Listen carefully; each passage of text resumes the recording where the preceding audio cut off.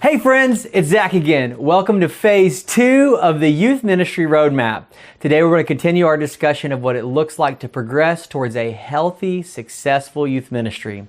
Last video we talked about the discovery phase. Today we're talking about what it means to build a youth ministry. When I say build, of course, I don't mean physically building something or even building a ministry in terms of size or attendance. Instead, the key question is, what will it take to make my ministry capable of real success? We'll talk about later. And how do we begin working toward that goal of health? We want to build something that we can later develop and scale so we can have a strong foundation now. That foundation should be built off the knowledge gained during our discovery period, and it should be built off our understanding of the church, the community, students, and stakeholder context.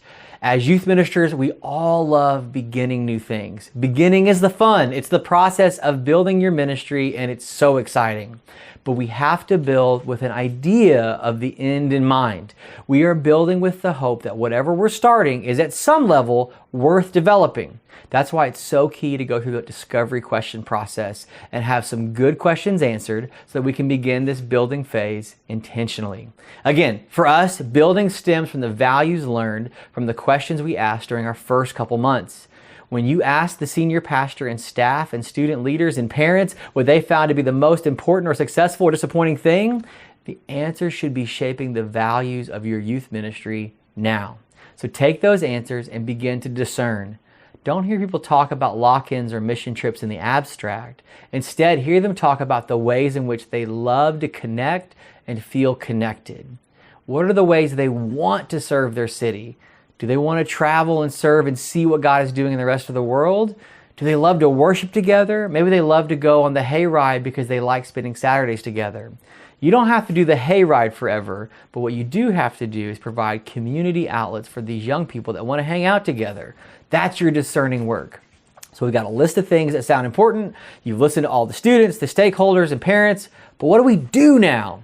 Well, there are 6 parts of the building phase that I want to talk through that I believe are of the building phase for every ministry or even any major ministry project.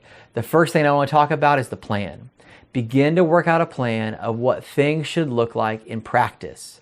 Maybe you lock yourself in a room to think things through. Maybe we talk it over with some friends and family. Maybe you're in your Youth Ministry Booster Mastermind, and with those other ministers, you're talking through some big plans, getting feedback and hearing advice. Whatever the plan is, write it down. Writing makes it more concrete. It makes you commit to that plan at a certain level. We can adjust it later, but writing makes it committed. Writing also makes it shareable. You can email your plan to someone on your hiring committee to get feedback. You can share it with your mastermind so they can begin to give you even better feedback. If it's written down, people can review it. You can review it, and you can give meaningful advice around it instead of, yeah, it sounds like a good idea. Because the other big thing that a written plan does is we're able to give it to our senior pastor and stakeholders. A written plan communicates from the get-go that you are serious. It's well thought out, it's professional, maybe even has colors and graphics. But it's super easy to shoot down an idea, but it's really difficult to turn down a well put together PDF that's got a binder cover and got a title. So what are we actually writing down then? First, a basic overview. This is what we want to do and why we want to do it. Include the projects, logistics, and timelines, all of that. But always remember, always refer back to the why you want to do something. Now think through before you ever walk into that office and hand it to your senior pastor, what are going to be the questions that he's going to ask? Anticipate. How much it's going to cost? What's your estimate? What are the events that are going to have to take place? The schedules that may have to change?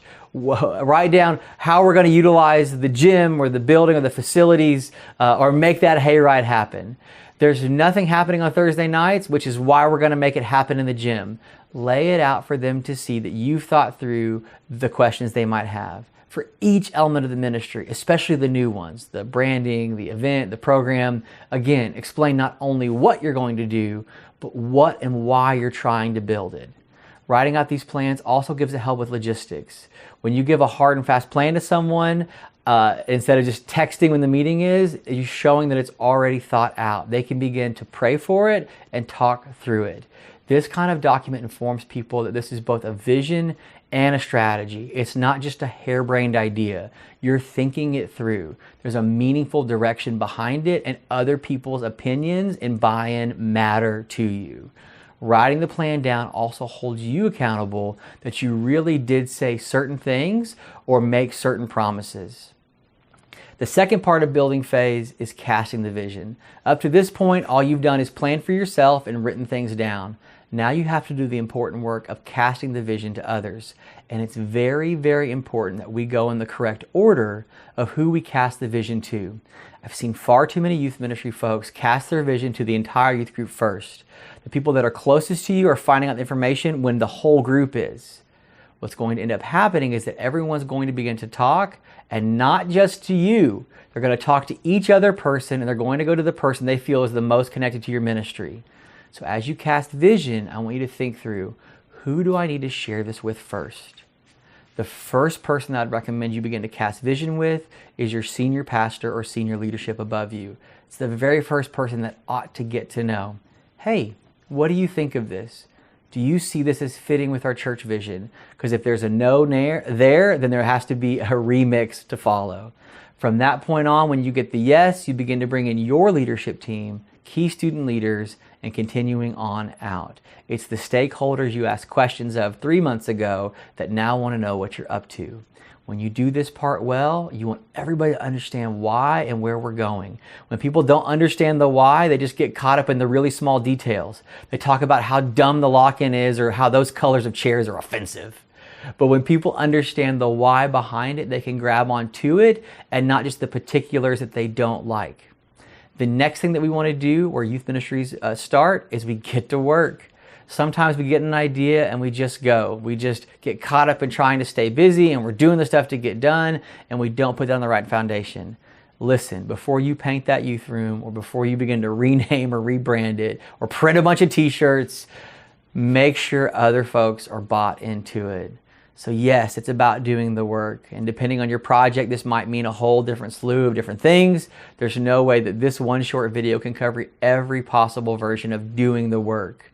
But at a certain point, you have to roll up your sleeves and do what you have to do. But with folks bought in, hopefully you won't be doing it alone. So if you're going to launch a Wednesday night program and you've got a plan and it's written out and share with people, then now when you write the talk and pull the band together and paint the walls and buy that projector, you will have folks surrounding you and it with hope. This could be a continual working process that we're always coming back to, building it over and over again, but you're doing it in the right steps. Don't make things harder for yourself than you have to. Maybe there's some events coming up that you don't have to plan for all of it and you can just jump on board. That way you don't have to build everything from the ground up. Bring in some really great folks, maybe utilize some great curriculum. We're big fans of partnering and using things that are already existing. But because if it's not viable, it's hard to refine and develop it. What we're trying to do is to get the hard work done so that we can get to that next phase. So whatever it takes, pull the things together, make the ministry viable, especially if this is brand new stuff, to have an important launch. This is an exciting part of the process. Casting vision, doing the work, getting excited, leaders are excited, students are excited, momentum might start to take form, and building that around a launch matters. Make some announcements from this week to the next, from this month to the next month, and name it as a launch event. Celebrate the start of something, whether it's a new Wednesday night or the first time event or a whole new ministry.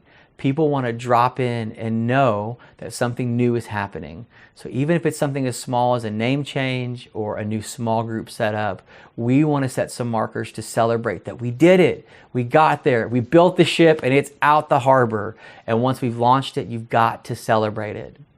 I'd add this though. Even if you launch something and it feels like it falls flat, that's okay. If you did the building phase correctly of casting vision, getting other folks on board, doing the work, walking the process, and having the launch, it was a team effort, and you can celebrate that. Part of the celebration process is also it gives us a moment to reflect.